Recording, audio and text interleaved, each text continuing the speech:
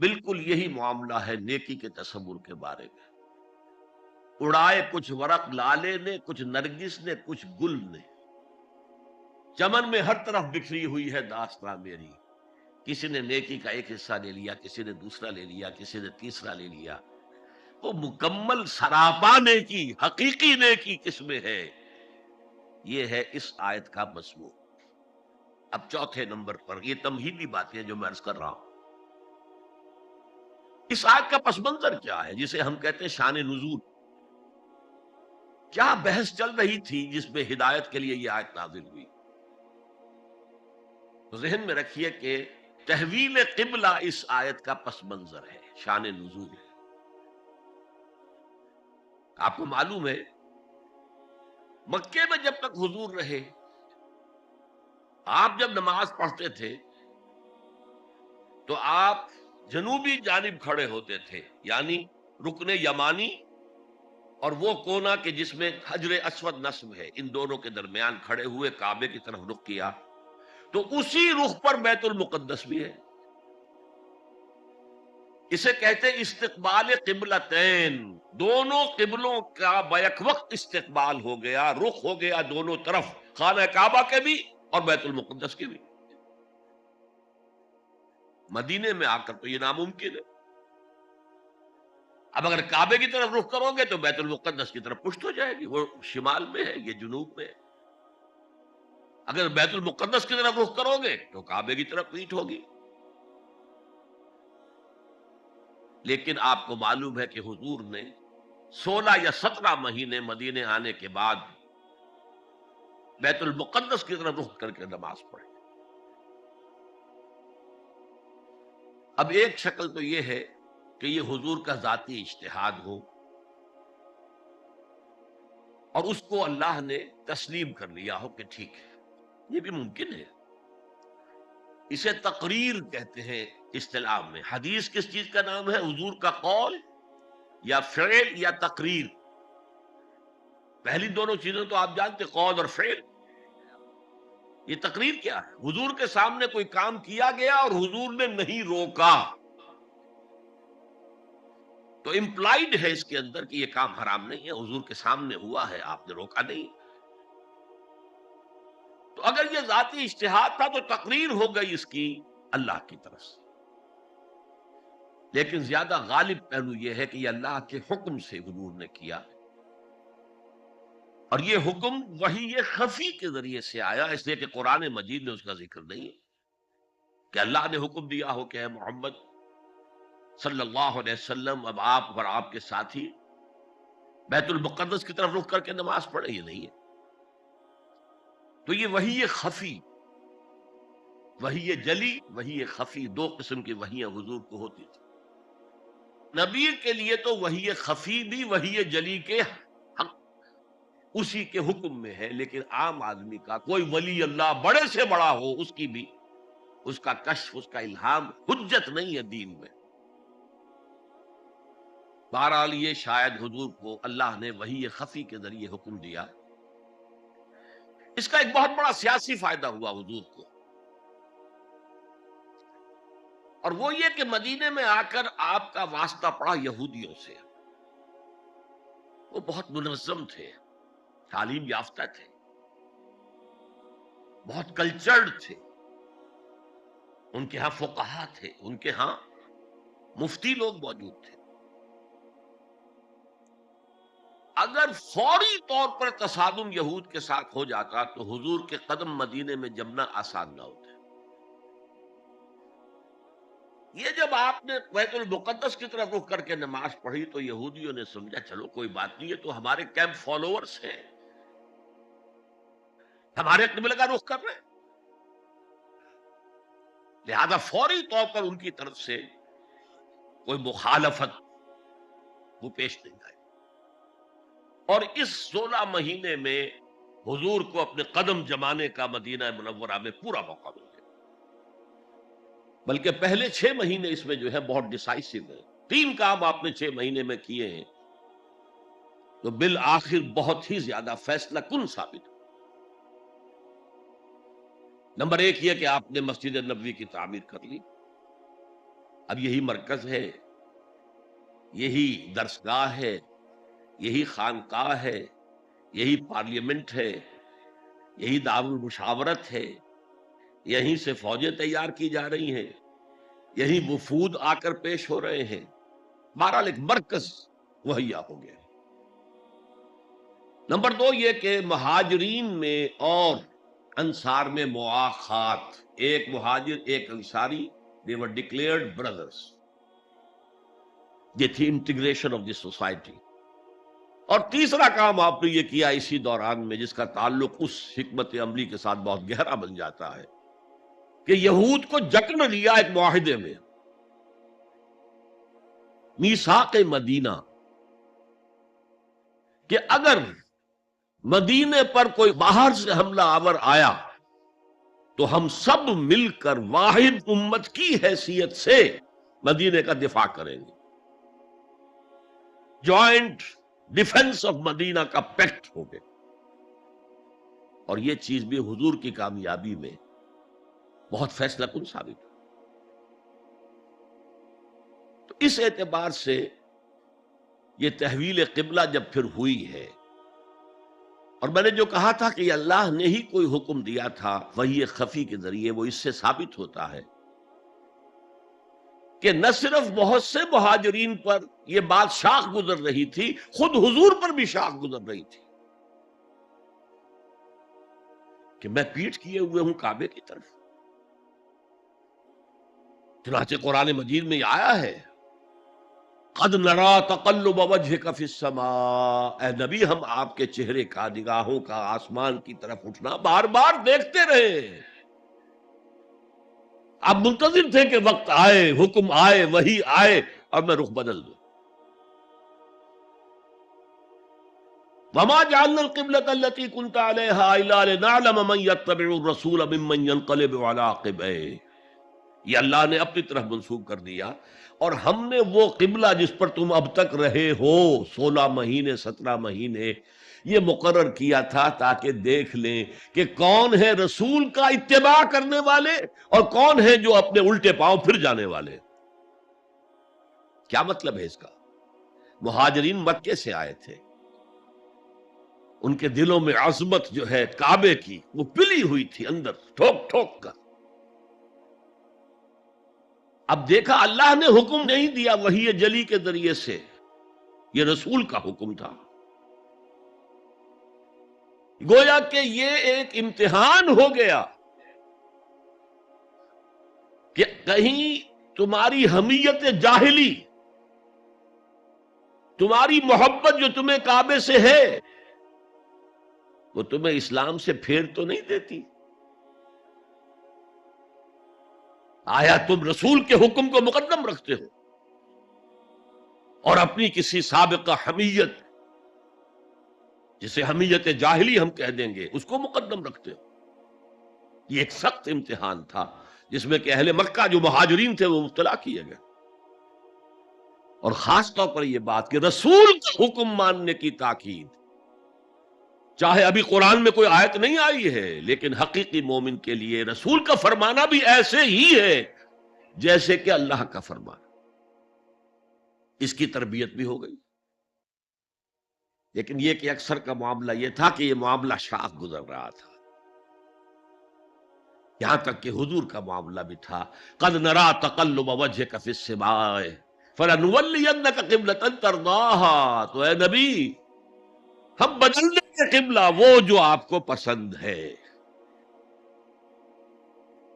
اب رخ کرو مسجد حرام کی طرف، فولوا وجوہکم شطر المسجد الحرام، اب اپنا رخ کر لو مسجد حرام کی طرف۔ چنانچہ مدینے میں ایک مسجد القبلتین ہے، جو حضرات گئے ہیں زیارت کرتے ہیں انہوں نے زیارت کی ہو۔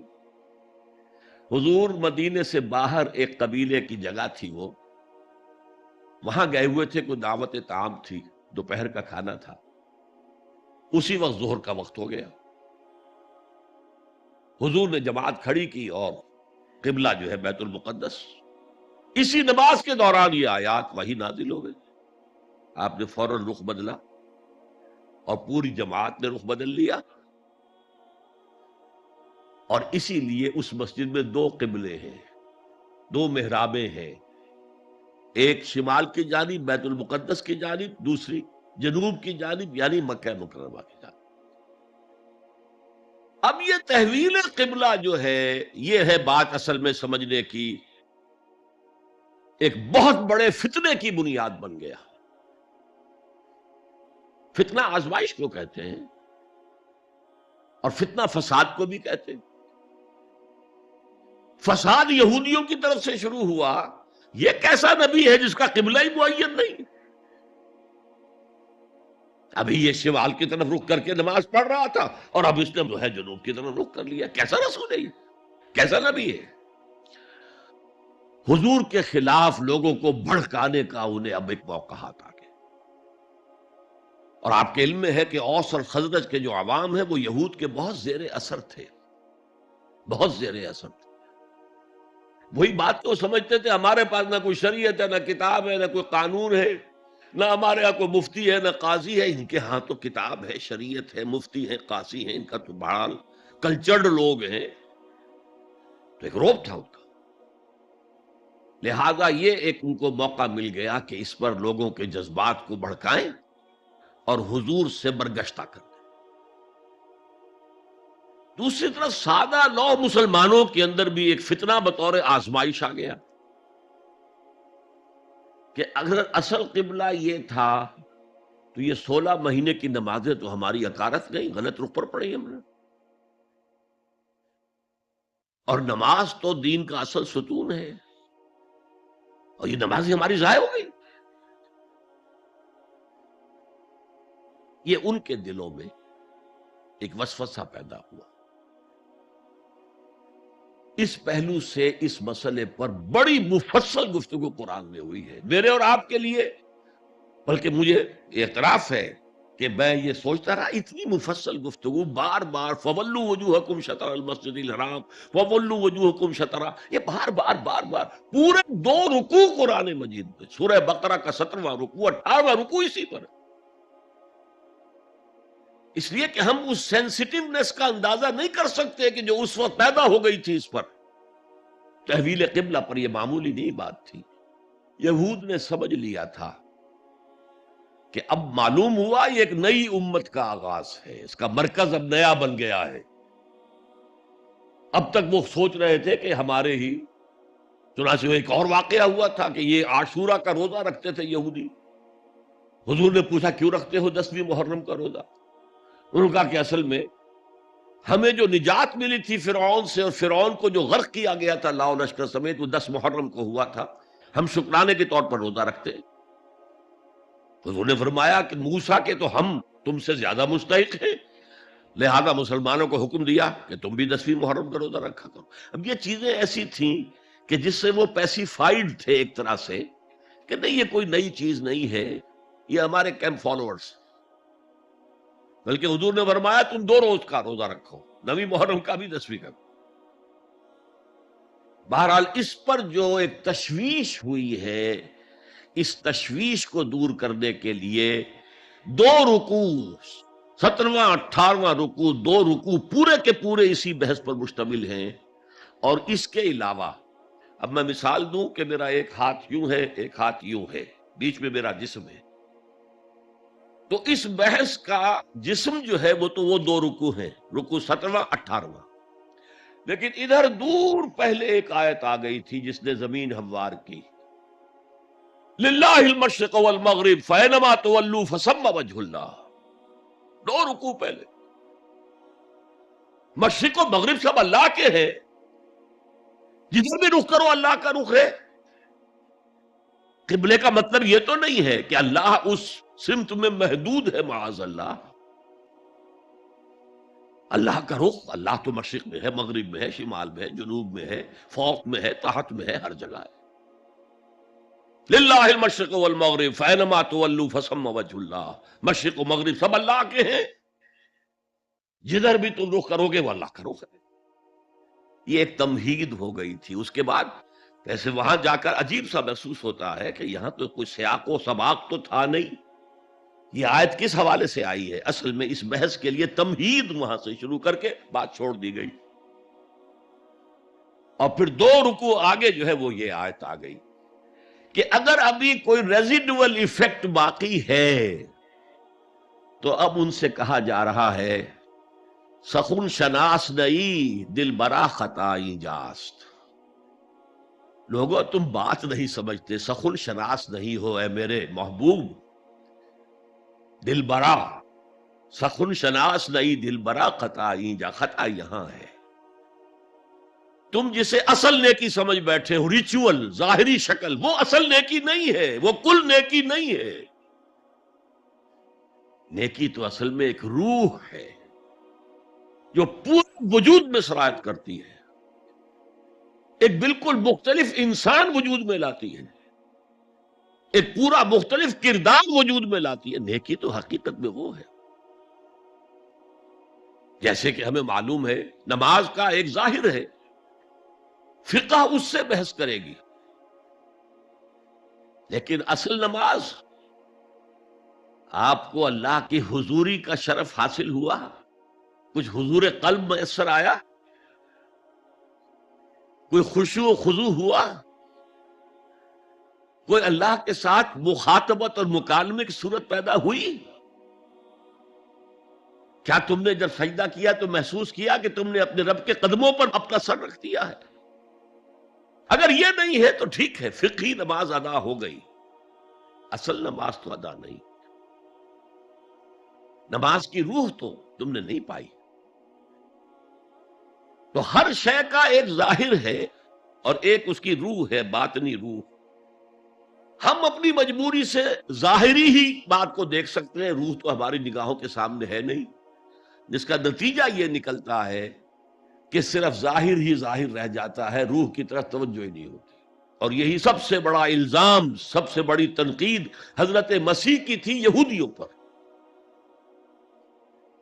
تم مچھر چھانتے ہو اور سموچے اونٹ نکل جاتے ہو. ظاہری معاملات میں، فقہی معاملات میں بحثیں ہو رہی ہیں، مفصل بحثیں ہو رہی ہیں اور کفر کے فتوے لگ رہے ہیں، تم نے اگر یہ کر دیا تو یہ ہو گیا، اور سموچے اونٹ نکل رہے ہو. حرام کاموں میں تم ملوث ہو، سود تم لے رہے ہو.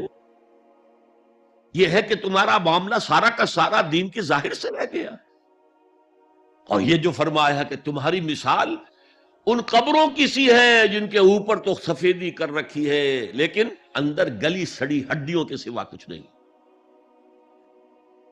روح دین سے تم ناآشنا ہو چکے ہو، محبت خدا بندی تم میں نہیں ہے، لیکن ظاہر پرستی ہے، مظاہر پرستی ہے، ریچولزم ہے.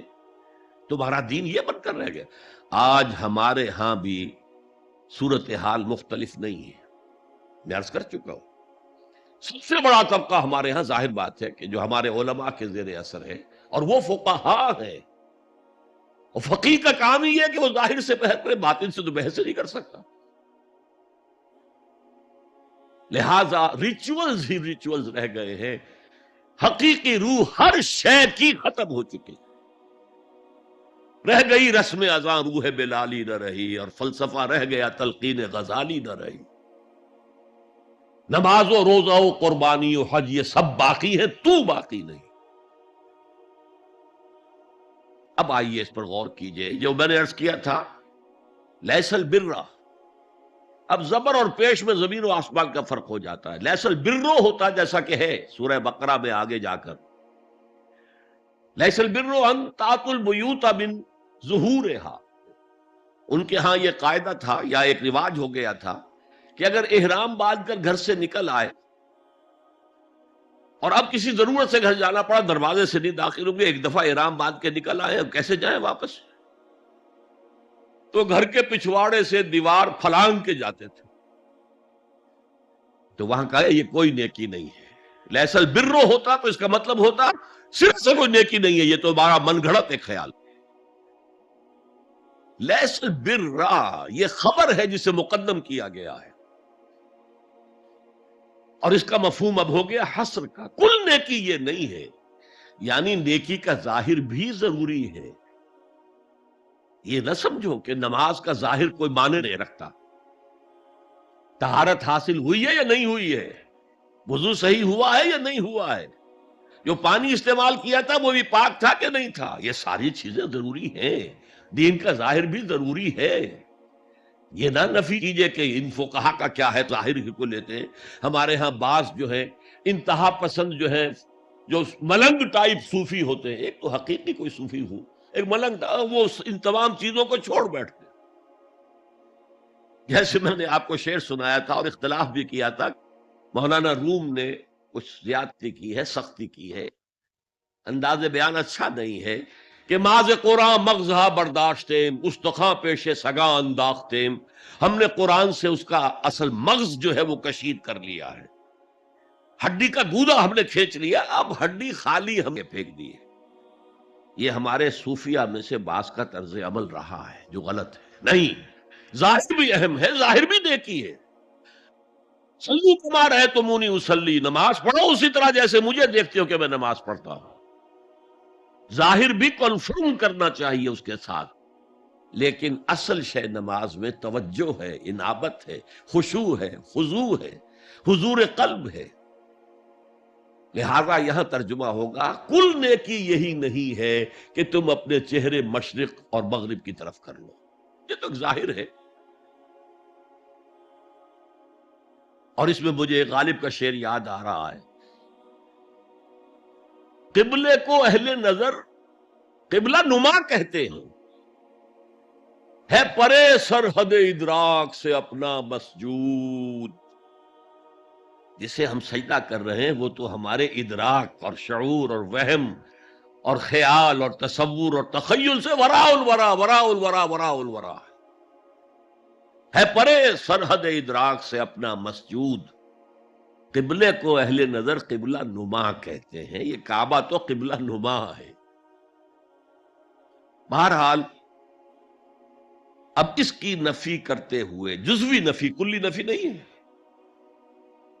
لیس البر، کل نیکی یہ نہیں ہے کہ تم اپنے چہرے مشرق اور مغرب کی طرف کر لو، ولکن البر، بلکہ نیکی اس کی ہے، یہاں پر بھی اب لفظ محذوف ہے، ولکن البر بر من آمن باللہ والیوم الاخر،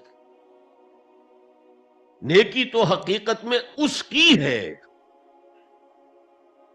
اس میں آگے بڑھنے سے پہلے مجھے یاد آیا کہ میں بر کے مفہوم پر بھی کچھ گفتگو کر لوں۔ بر کسے کہتے ہیں؟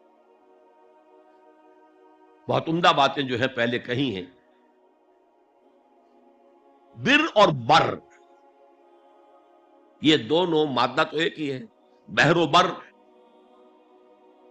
جب تک انسان سمندر میں رہتا ہے، آج کا تو خیر تصور نہ کیجئے، پہاڑوں جیسے جو ہے پہاڑ سمندر میں چل رہے ہوتے، عام حالات میں کوئی اس کے ادھر ادھر جو ہے کوئی ہچکولے محسوس نہیں ہوتے، لیکن پرانے زمانے کے سمندر کا تصور کیجئے تو ہر وقت وہ ہے آدمی غیر مطمئن ہوتا تھا، اسی وقت کچھ ہو سکتا ہے، ہچکولا آ رہا ہے، ادھر سے آ رہا ہے، ادھر سے آ رہا ہے، تو دل میں ایک خوف سا رہتا تھا، ایک بے چینی سی رہتی تھی، عدم تحفظ کا ایک احساس رہتا تھا۔ بر پر، خشکی پر آتے ہی اطمینان ہوں گے۔ تو یہ اصل میں انسان کے باطنی اطمینان کے لیے، جو ابھی آپ نے فرمایا کہ نیکی وہ ہے کہ جس کو کر کے تمہیں خوشی حاصل ہو، اور فتویٰ اپنے دل سے لے لیا کرو، ما حاک فی صدرک، جو کچھ تمہارے سینے کے اندر جو کچھ جس سے خدبد ہو جائے، جس سے بے چینی ہو جائے، وہ اسم ہے، وہ گناہ ہے۔ الاسم ما حاک فی صدرک وکرہت ان یطلع علیہ، اور گناہ وہ ہے کہ جس کے بارے میں تمہیں یہ پسند نہ ہو کہ لوگوں کو اس کی اطلاع ہو، وہ گناہ ہے۔ اس میں بھی مجھے جیسے انگریزی کی ایک نظم کا سٹینزا جو ہے یاد آیا تھا، art is long and time is fleeting, دوڑا جا رہا ہے یہ وقت، and our hearts though stout and brave still like muffled drums are beating funeral marches to the grave۔ اپنے دل کی ہر بیٹ کے ساتھ ہم اپنی قبر سے قریب سے قریب تر، قریب سے قریب تر ہوتے جا رہے ہیں۔ اسی طرح کی ایک نظم ہے، بڑی پیاری نظم ہے، charities that soothe and heal and bless are scattered over the feet of men like flowers۔ وہ بھلائیاں، وہ نیکیاں، وہ خدمت خلق. Charities which soothe and bless and heals. دل کے اوپر مرہم سا رکھا جاتا ہے نیک کام کر کے. دل کو خوشی ہوتی ہے نیک کام کر کے.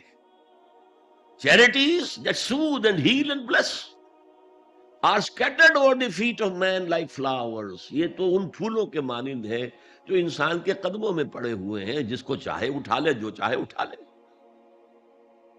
No mystery is here, no special boon for the high and not for the low. The smoke ascends as high from the hearth of a humble cottage as from that of a haughty palace. دھواں اٹھتا ہے تو ایک کٹیا میں جو چولہا جل رہا ہے اس سے بھی اٹھے گا تو جائے گا اوپر، اور محل کا کوئی بہت بڑا کچن ہے تو اس سے بھی اٹھے گا تو اوپر جائے گا. لہذا یہ غریب اور امیر کا فرق نہیں ہے، ہر شخص اس نیکی میں سے حصہ لے سکتا ہے. تمہارے پاس ایک روٹی تھی، تم نے آدھی دے دی کسی مانگنے والے کو، تمہارا حصہ ہو گیا، بہت بڑا حصہ ہو گیا. اور کسی بڑے امیر آدمی نے 150 جو ہے مسکین کو کھانا کھلا دیا، وہ اس کے قریب بھی نہیں آ سکے گا اجر و ثواب کے اعتبار سے اس شخص کے کہ جس کے پاس ایک ہی روٹی تھی اور اس نے آدھی دے دی.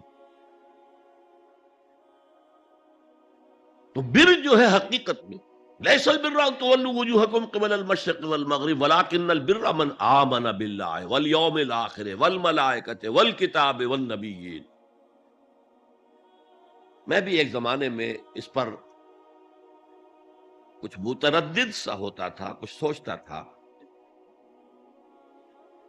یہ نیکی کا تعلق تو ہم عمل سے سمجھتے ہیں، یہاں ایمان کی بحث کی کیا ضرورت ہے؟ ایمان تو ایک باطنی حقیقت ہے، نیکی جو ہے وہ ایک ظاہری خارجی حقیقت ہے. لیکن پھر سمجھ میں آیا کہ اصل نیکی وہ نیت ہے جس کے ساتھ وہ کام کیا جا رہا ہے.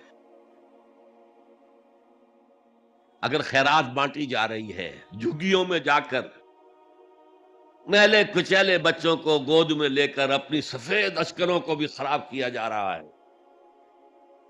اور معلوم ہے کہ یہ اس لیے کر رہا ہے کہ آئندہ الیکشن میں کھڑا ہونا ہے، تو کوئی ہے جو کہے گا کہ یہ نیکی ہو رہی ہے؟ کام تو بظاہر بڑی نیکی کا کام ہے. نیکی کے لیے شرط اول اللہ پر ایمان ہے، اس کی موٹیویشن لو آف گاڈ.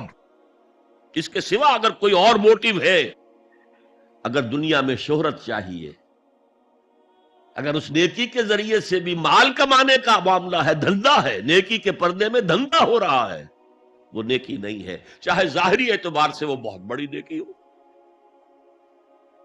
تو سب سے پہلا مسئلہ نیت کا ہے، نیت کا ہے، نیت کا ہے. کس ارادے کے تحت یہ نیکی کی جا رہی ہے، کیا مقصود ہے، کیا مطلوب ہے. چنانچہ نوٹ کیجئے اکثر محدثین نے اپنے جو مجموعے مرتب کیے احادیث کے، ان میں پہلی آیت کون سی، پہلی حدیث کون سی لاتے ہیں؟ حضرت عمر رضی اللہ تعالیٰ عنہ سے روایت ہے، انما الاعمال بالنیات. نیکیوں کا، نیک اعمال کا دار و مدار نیتوں پر ہے. وانما لکل امرئ ما نویٰ، ہر شخص کو وہی کچھ ملے گا جس کی اس نے نیت کی ہوگی. فمن كانت ہجرته الى اللہ ورسولہ فہجرته الى اللہ ورسولہ. جو کوئی ہجرت کر رہا ہے، مکے میں گھر بار چھوڑ کر جا رہا ہے، اپنے وطن کو ترک کر کے جا رہا ہے مدینے کی طرف، صرف اللہ اور رسول کے لیے، اس کی ہجرت اللہ اور اس کے رسول کے لیے. ومن كانت ہجرته للدنیا يصيبها، اور اگر اس شخص کی ہجرت دنیا کے لیے ہے کہ اس کو حاصل کر لے. مثلا میں دیتا ہوں مثال، ایک مسلمان تھا، اس کا کوئی کاروبار تھا، اس کے خریدار مسلمان ہی تھے، وہ جا رہے، اب کیا کرے گا؟ مشرکوں نے سو تو اس کا سامان نہیں لینا، اب وہ بھی چلے جا رہے ہیں. یہ اللہ کو معلوم ہے کہ اس کے ہجرت کا اصل سبب کیا ہے، ہم نہیں طے کر سکتے.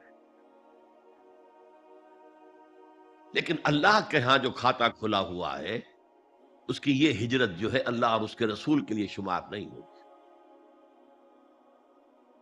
وَمَنْ كَانَتْ هِجْرَتُهُ لِدُنْيَا يُصِيبُهَا أَوْ امْرَأَةٍ يَنكِحُهَا، یا کسی عورت کے لیے ہو کہ اس سے نکاح کرے.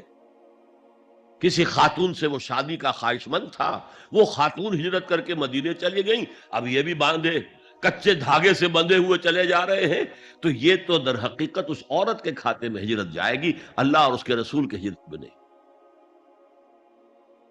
تو اصل شے یہ ہے نیکی کا وہ کام جس کا ظاہر بھی نیکی کا ہو اور باطن بھی ہو، کہ موٹیویشن صرف اللہ کی رضا ہو، اللہ کی محبت اور اللہ کی رضا کا حصول. یہ ہے پازیٹو موٹیو. ایک نیگیٹو سائیڈ بھی ہے. سب لوگ ذہنی اعتبار سے اتنے بلند نہیں ہوتے کہ اللہ کی محبت وہی اصل محرک بن جائے. یہی وجہ ہے کہ حضور نے اس کو صلی اللہ علیہ وسلم کمال ایمان سے تعبیر کیا ہے. من احب للہ وابغض للہ وعطى للہ ومنع للہ فقد استکمل الایمان.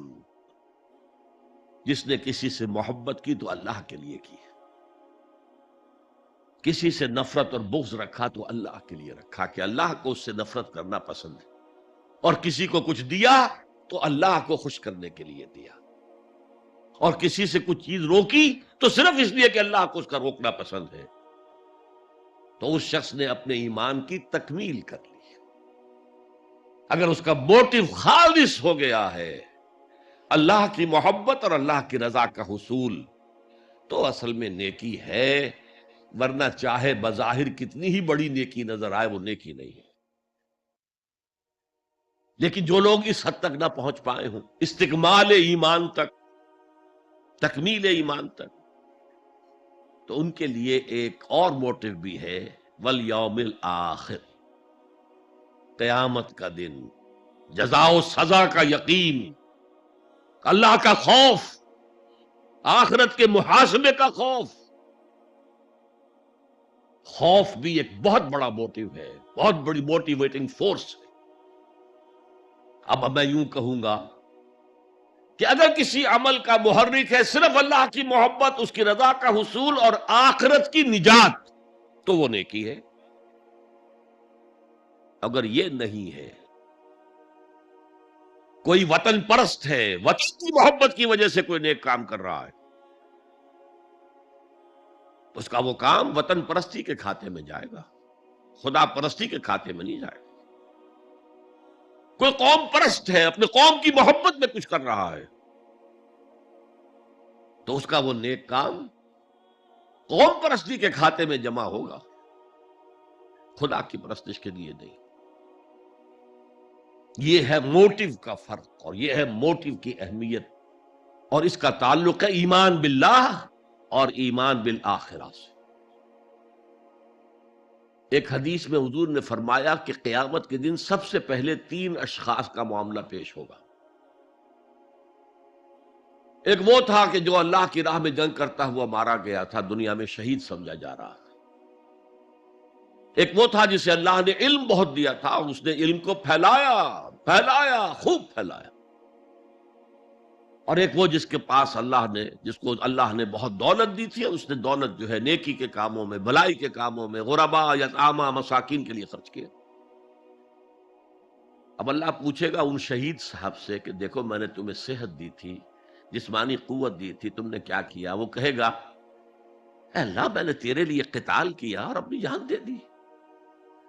اللہ فرمائے گا کذبتا، تو نے جھوٹ بولا. انک قد قاتلت لئن یقال جریء، تو نے تو یہ جنگ میں حصہ لیا تھا اس لیے کہ تیری شجاعت کا ڈنک بج جائے، تیری جرأت کی شہرت ہو جائے. وقد قیلا، وہ کہا جا چکا، اب یہاں تمہارے لیے کچھ نہیں ہے. اور فرشتوں کو حکم ہوگا اور اوندے منہ گھسیٹتے ہوئے اس کو جہنم میں ڈال دے گا۔ یہی حشر ہوگا اس عالم کا، تو نے وہ نیکی کا کام کیا تھا، لئن یقال عالم، کہا جا چکا دنیا میں، ڈنکا بج چکا تمہاری شہرت کا۔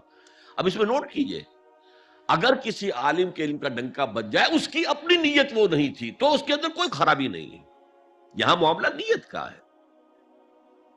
اگر نیت یہ ہو کہ میرے علم کی شہرت ہو جائے، میرے ہاتھ چومے جائیں، مجھے نذرانے پیش کیے جائیں، تو پھر وہی حشر اس کا ہوگا کہ اوندھے منہ گھسیٹ کر جہنم میں ڈال دیا جائے۔ یہی حشر اس سبھی کا ہوگا جس نے سخاوت کی تھی، جس کی سخاوت کے ڈنکے بج گئے تھے، اس کا بھی یہی حشر ہوگا۔ تو انما الاعمال بالنیات، اور یہاں نیکی کی بحث میں سب سے پہلے وَلَٰكِنَّ الْبِرَّ بِرُّ مَنْ آمَنَ بِاللَّهِ وَالْيَوْمِ الْآخِرِ۔ اب جو وَالْمَلَائِكَةِ وَالْكِتَابِ وَالنَّبِيِّينَ، ان تینوں کو جمع کر لیجئے، اس سے مراد ہے نبوت اور رسالت۔ ملائکہ وحی کا ذریعہ ہیں جو انبیاء تک لے کر آتے رہے، اس وحی کا جو ریکارڈ مرتب ہوا وہ کتابیں ہیں، اور جن پر وہ وحی آئی وہ نبی ہیں۔ ان تینوں کو جمع کر لیجئے، رسالت، ایمان باللہ، ایمان بالآخرہ، اور ایمان بالرسالت۔ اب اس کا تعلق کیا ہے نیکی کے ساتھ؟ یہ ذرا گہری بات ہے۔ دیکھیے، نیکی کا جذبہ بھی، جو انسان کے پیشنز ہوتے ہیں وہ اندھے بہرے ہوتے ہیں۔ پیشنز، جذبات، نیکی بھی ایک جذبہ ہے۔ کبھی یہ جذبہ حد اعتدال سے تجاوز کر کے بڑی بنا دیتا ہے، جیسے رہبانیت، ترک دنیا، شادی نہیں کروں گا، گھر گھرستی کا بکھیڑا مول نہیں لوں گا، بس اللہ سے لو لگاؤں گا۔ ظاہر بات ہے جس نے بھی فیصلہ کیا نیکی کے جذبے کے تحت کیا نا، لیکن اس کا جو نتیجہ نکلا اکثر و بیشتر پھر حرام کاری ہوئی۔ آپ عیسائیت کی جو ہے ہسٹری آف کرسچین موناسٹسزم، اس کا مطالعہ کیجئے، انہوں نے خود لکھا ہے کہ بظاہر راہب خانے ہیں، راہب اور راہبائیں رہتی ہیں، اور ان کے تہخانوں میں حرامی بچوں کے قبرستان ہو جاتے تھے۔ یہ نیکی کے جذبے نے بدی کو جنم دیا ہے۔ حضور کے ساتھ ایسا ہوا۔ 3 اشخاص آئے، انہوں نے حضور کی ازواج مطہرات سے معلوم کیا آپ رات کو کتنا وقت نماز میں لگاتے ہیں، آپ مہینے میں کتنے نفلی روزے رکھتے ہیں۔ اب جو کچھ انہیں بتایا گیا، حضور کی زندگی کھلی کتاب تھی، بتا دیا گیا اتنا عرصہ جو ہے آپ رات کو تہجد پڑھتے ہیں، بتا دیا گیا مہینے میں اتنے روزے رکھتے ہیں۔ انہوں نے اسے کم سمجھا، فتقالوہا، قلیل سمجھا کہ یہ تو زیادہ نہیں ہے، ہمارا تو خیال تھا کہ آپ ساری رات ہی کھڑے رہتے ہوں گے۔ لیکن اپنے دل کو مطمئن کرنے کے لیے کہ حضور کی کہیں توہین بھی نہ ہو جائے، کہا جی انہیں تو ضرورت نہیں ہے، وہ تو معصوم ہی ہے، ان کی خطائیں اول تو ہوتی نہیں، اگر کوئی ہے بھی تو اللہ نے کہہ دیا قد غفر اللہ لک ذنبک ما تقدم منہا وما تاخر، اللہ نے تو معاف کر دیا اگلے پچھلے سارے گناہ، میرے لیے یہ کافی نہیں ہے۔ ایک نے کہا میں پوری رات عبادت کروں گا، اپنی کمر بستر سے نہیں لگاؤں گا۔ دوسرے نے کہا کہ میں ہمیشہ ہر روز روزہ رکھوں گا، کبھی افطار نہیں کروں گا۔ تیسرے نے کہا میں کوئی شادی بیاہ نہیں کروں گا، یہ کھکیڑ میں نہیں پڑھوں گا میں۔ حضور کو خبر ہو گئی، آپ نے طلب فرمایا اور غصے کے انداز میں وہ الفاظ کہے کہ جو حضور سے بالکل متوقع نہیں ہے۔ واللہ انی لاتقاکم واخشاکم، خدا کی قسم میں تم سب سے زیادہ متقی ہوں اور سب سے زیادہ اللہ سے ڈرنے والا ہوں۔ لیکن میرا طریق یہ ہے کہ میں رات کو سوتا بھی ہوں اور نماز بھی پڑھتا ہوں، میں روزہ رکھتا بھی ہوں، ناغہ بھی کرتا ہوں، میں نے شادیاں کی ہیں، متعدد ازواج میرے گھروں میں ہیں۔ فمن رغب عن سنتی فلیس منی، جو بھی میری سنت سے ہٹا وہ مجھ میں سے نہیں ہے، میرا امت ہی نہیں ہے۔ تو نیکی کا جذبہ بھی حد اعتدال سے تجاوز کر کے بدی کو جنم دے سکتا ہے۔ ایک صحابی، نوجوان صحابہ میں سے عبداللہ ابن عمرو ابن العاص، عجیب یہ بات ہے کہ باپ جو ہے بہت بڑا سیاستدان، بہت بڑا جری سپہ سالار، بہت بڑا حکمران، حضرت عمرو بن العاص، بیٹا نہایت زاہد و عابد، مرتاس، زاہد مرتاس، ساری رات کھڑے ہیں، بستر سے کمر ہی نہیں لگائی، ہر روز روزے سے ہیں۔ یہ خبر دی گئی حضور کو تو آپ نے طلب فرمایا، یا عبداللہ اولم اخبر انک تقوم اللیل وتصوم النہار، اے عبداللہ مجھے یہ خبر نہیں دی گئی ہے، یعنی یہ بات جو ہے صحیح ہے کہ نہیں کہ تم ساری رات عبادت کرتے ہو، ہر روز روزہ رکھتے ہو؟ کیا کہہ سکتے تھے؟ بلا یا رسول اللہ، حضور ایسا تو ہے۔ فرمایا لا تفعل، ہرگز ایسا مت کرو، فإن لزوجك عليك حقا وإن لزورك عليك حقا بل إن لنفسك عليك حقا، تمہارے نفس کے بھی تم پر حقوق ہیں، تمہاری بیوی کے بھی تم پر حقوق ہیں۔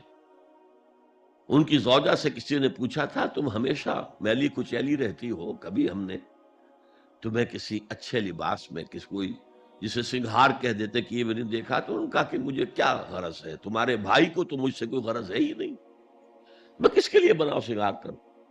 یہ بھی الفاظ آتے ہیں۔ فرمایا ہرگز مت کرو۔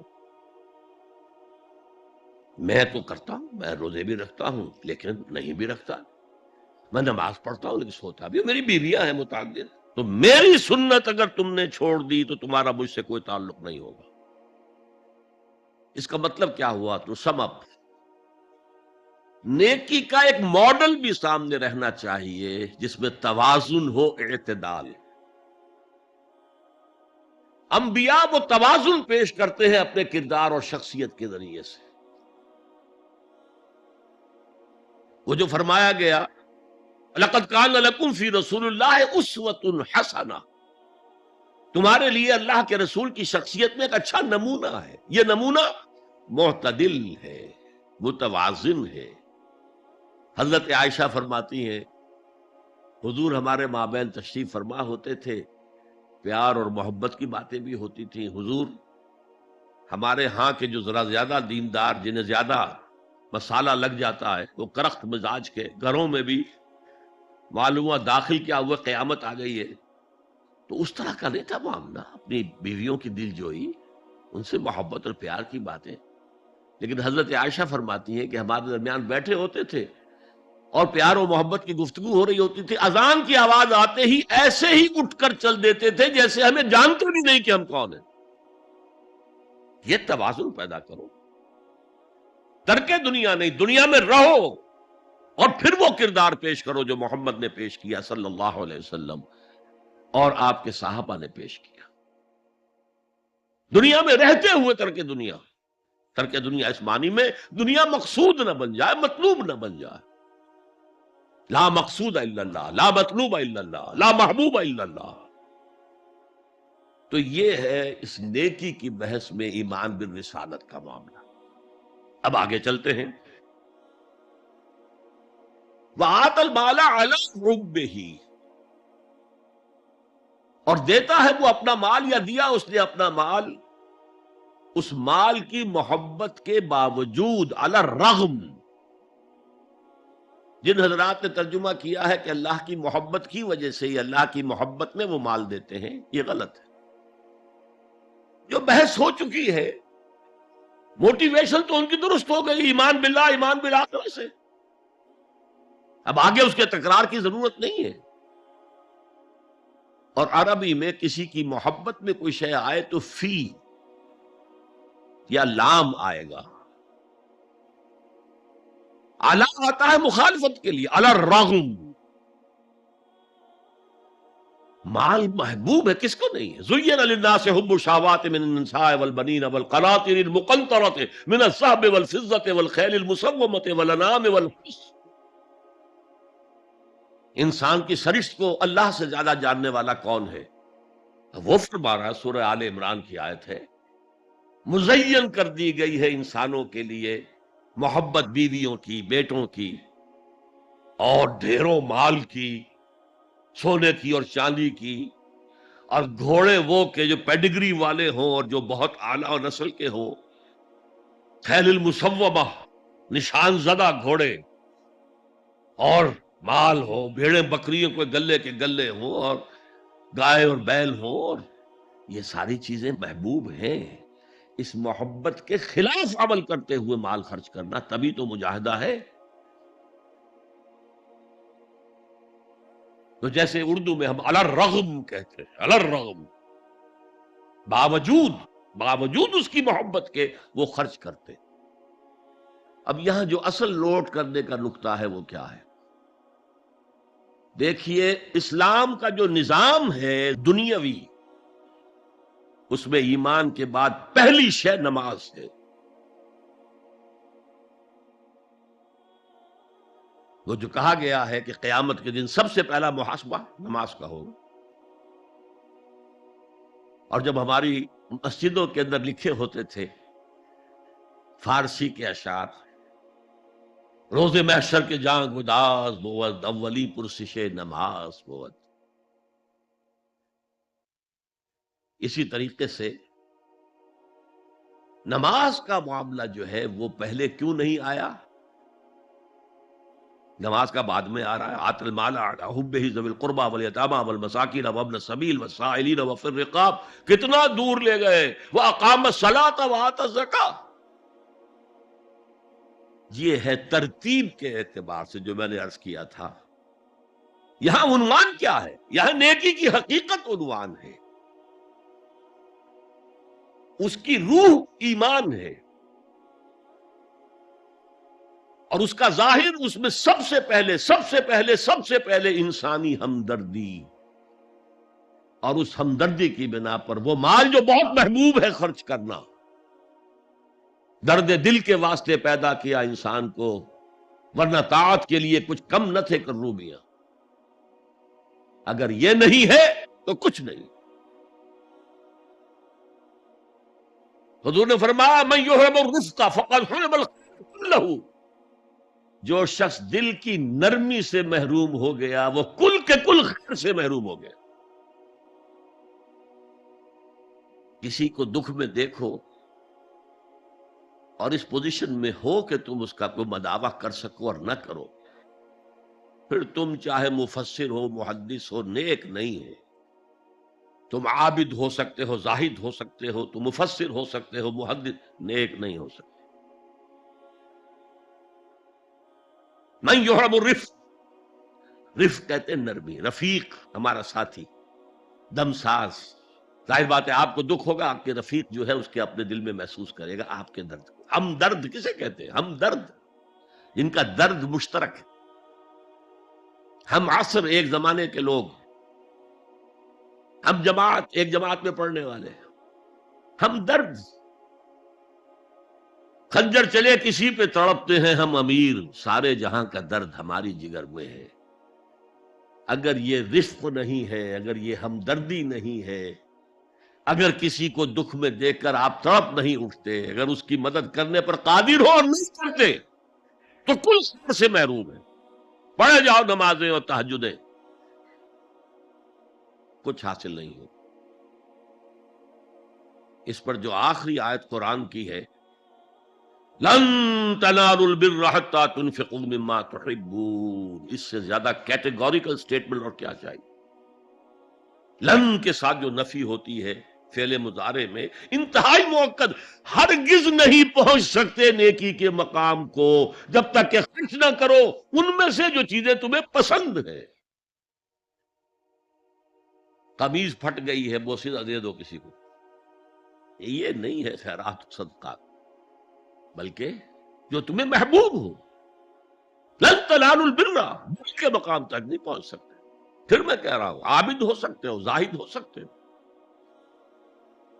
علم کا معاملہ ہے، محدث ہو سکتے ہو، مفسر ہو سکتے ہو، فقیہ ہو سکتے ہو، مفتی ہو سکتے ہو، سب کچھ ہو سکتے ہو، قرآن مجید کی روح سے نیک نہیں کہلا سکتے.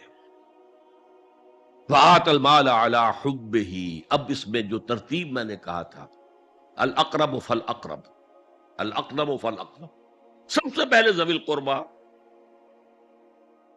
اور اس میں اکثر و بیشتر ہم سے کوتاہی ہوتی ہے. دور دراز کے لوگوں کے ساتھ نیکی ہو رہی ہے، سگے بھائی کی بیوہ اور یتیم بچے جو ہیں وہ محروم ہیں، انہوں نے اس وقت یہ کر دیا تھا، یہ کر دیا تھا. ظاہر بات ہے کہ رشتہ داروں سے تو شکایتیں ہوتی ہیں، یہ تو ہمیشہ ہمارے مخالف رہے ہیں جی، ان کی ہم کیسے مدد کریں؟ اگر تو اللہ کے لیے دینا ہے تو حق ان کا.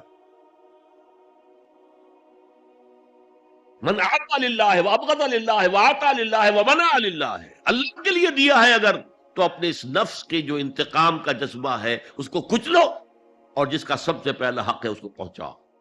حق بحقدار رسید، ذوی القربى والیتامى، جو بے سہارا رہ گئے، باپ کا سایہ نہ رہا، والمساکین، مساکین کسے کہتے ہیں؟ مسکنت کہتے ہیں کم ہمتی. آپ کو معلوم ہے آج کل ایک مرض کہلاتا ہے نیورستھینیا.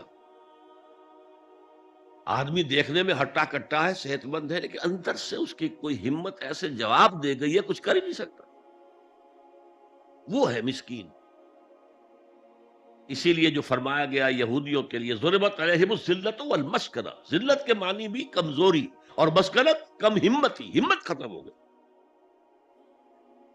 تو جو اپنے پاؤں پر نہیں کھڑا رہ سکتا اس وجہ سے کہ اس میں وہ ہمت کم ہو گئی ہے، وہ بھی مستحق ہے. وابن السبیل، اور مسافر. پرانے زمانے میں آپ کو معلوم ہے نہ سرائیں تھیں، نہ کچھ اور تھا، نہ ہوٹل تھے. پھر اگر کہیں راستے میں چوری ہو گئی، ڈاکہ پڑ گیا، تو آدمی جو ہے گھر میں خود ہے، کفیل ہے، اچھا ہے. اس وقت کی حالت ایسی ہو گئی. ہمارے ہاں بیگرز نے اسی کو ایک بہت بڑا بہانہ بنایا ہوا، جی میں آیا تھا وہاں سے اور یہاں سے اور میری جیب کٹ گئی، سب کچھ چلا گیا، اب مجھے واپس جانے کے لیے کرایہ چاہیے. اکثر و بیشتر جھوٹے کیسز ہوتے ہیں. اگر آپ کسی کو پکڑ لیں اور ساتھ لے کر کہیں تحقیق کراؤ تو وہ بھاگ جائے گا، پھر نہیں آئے گا اس مسجد میں. لیکن یہ کہ ابن السبیل یہ بھی ایک کھاتا ہے. والسائلین، یہ ذرا تفصیل طلب معاملہ ہے. اسلام کی تعلیم بڑی متوازن ہے. ایک طرف سوال کی مذمت ہے، مت اپنا دستے سوال دراز کرو کسی کے سامنے. جو شخص ہاتھ پھیلاتا ہے مانگنے کے لیے، وہ اپنی عزت نفس کو ہتھیلی پر رکھ کر آپ کے سامنے پیش کر رہا ہے، اور آپ ٹھوکر مار دیتے ہیں اس کی عزت نفس کو. مانگو اللہ سے، اللہ کسی کے دل میں ڈالے تمہاری ضرورت پوری کر سکتا ہے، بغیر اس کے کہ تم کسی کے سامنے دستے سوال دراز کرو. تو سخت مسمت ہے. اور خاص طور پر بیگری جو ایک انسٹیٹیوشن بن گیا ہے، ایک پیشہ بن گیا ہے، وہ تو اسلام کی تعلیمات کے منافی ہے. اور جس طرح کی ہم خیرات بانٹتے ہیں، 5 روپے کا نوٹ دے رہے ہیں مانگنے والوں کو، مسجدوں کے باہر سمجھ رہے ہیں ہم نے حاتم طائی کی خبر کو لات مار دی، حالانکہ حقیقت میں آپ انسٹیٹیوشن آف بیگری کو سپورٹ کر رہے ہیں. کسی ایک کو لے لو، آؤ چلو مجھے اپنا گھر دکھاؤ، مجھے بتاؤ تم واقعی اس قابل ہو یا نہیں ہو، اور پھر اس کی مدد کریں، لمسم کریں. پھر وہ 5 روپے نہیں ایسی دیں کہ وہ کچھ اپنے پاؤں پر کھڑا ہو سکے. میں نے 1 روپیہ نہیں کہا، آج دیکھ 1 روپیہ تو اب کوئی شے نہیں رہی، لیکن یہ کہ 5 روپے کا نوٹ بھی آپ نے تقسیم کرنے شروع کر دیے، یہ کیا ہے؟ والسائلین وفی الرقاب. لیکن دوسری طرف سائل کو جھڑکنا نہیں ہے. اما السائل فلا تنہر، جھڑکو نہیں. اچھا بھائی نہیں، معاف کرو، میرے پاس اس وقت آپ کی مدد کے لیے کچھ نہیں ہے، میں کچھ نہیں کر سکتا. تو ان دونوں کے درمیان اصل میں معاملہ ہونا چاہیے. بلکہ یہاں تک بھی فرمایا سائل کو ضرور دو، چاہے وہ گھوڑے پر سوار ہو کر تمہارے دروازے پہ آیا. کیا پتا اس کی واقعی الجھن کیا ہے. تو سوال کی مذمت اور سائل کو جھڑکنے کی ممانعت. حتی الامکان خالی ہاتھ نہ لوٹاؤ، اس نے اپنی عزت نفس اپنی ہتھیلی پر رکھ کر تمہاری سامنے پیش کر دیا، اسے ٹھوکر نہ مارو. لیکن جیسا کہ میں نے عرض کیا، یہ انسٹیٹیوشن آف بیگری جو ہے یہ ایک علیحدہ شے ہے، بالکل اس کا اس سے کوئی تعلق نہ سمجھیے. وفر رقاب، رقاب جمع ہے رقبہ، گردن. فک رقبۃ او اطعام فی یوم ذی مسغبۃ یتیما ذا مقربۃ او مسکینا ذا متربہ. فک رقبۃ، کسی کی گردن چھڑا دینا. اس وقت سب سے بڑی اپلیکیشن اس کی تھی غلاموں کو، کنیزوں کو اپنے پیسے سے خرید کر آزاد کر دینا. بہت بڑی نیکی، بہت بڑی نیکی. اور حضرت ابو بکر رضی اللہ تعالیٰ عنہ کے دفتر فضائل میں سب سے اونچا کام یہ ہے کہ جن غلاموں کو اور جن کنیزوں کو ستایا جا رہا تھا، دیئر اونرز، دیئر ماسٹرز، ان کے آقا کو حق حاصل تھا، جو چاہے کریں ان کے ساتھ، قتل کر دے، کوئی پوچھنے والا نہیں ہے. میں پہلے بھی عرض کر چکا ہوں، میری ملکیت ہے، جیسے میری بکری میری ملکیت ہے، میں نے اس کو ذبح کیا، گوشت کھا لیا، تم کون ہوتے ہو پوچھنے والے؟ میرا غلام تھا، میں نے قتل کر دیا، تم کون ہو پوچھنے والے؟ ان کو حضرت ابو بکر نے خرید کر آزاد کیا اور منہ مانگے دام دیے ہیں. حضرت بلال کے لیے امیہ ابن خلف نے اتنی بڑی رقم مانگی، حضرت ابو بکر نے کہا ٹھیک ہے لو. باپ نے کہا بھی، ابو قحافہ نے، ابو بکر کو کوئی غلام خریدنا ہی تھا تو کوئی طاقتور آدمی جو کام آ سکے کہیں، اس کو خریدنا چاہیے. مجھے کیا پتا ابو بکر کس لیے خرید رہا اور کس کے لیے خرید رہا ہے. آج کے دور میں اس کی اپلیکیشن ہوگی. کوئی شخص جو ہے اگر قرض میں اس طرح جکڑا جائے کہ لاکھ ہاتھ پاؤں مارے نکل نہیں سکتا، اس کو کوئی لمپ سم مدد دے کر اس قابل کیا جائے کہ وہ پھر اپنے پاؤں پر کھڑا ہو جائے. یہ نہیں کہ اسے آپ ہر مہینے کچھ رقم دیتے رہے مینٹیننس کے لیے، نہیں.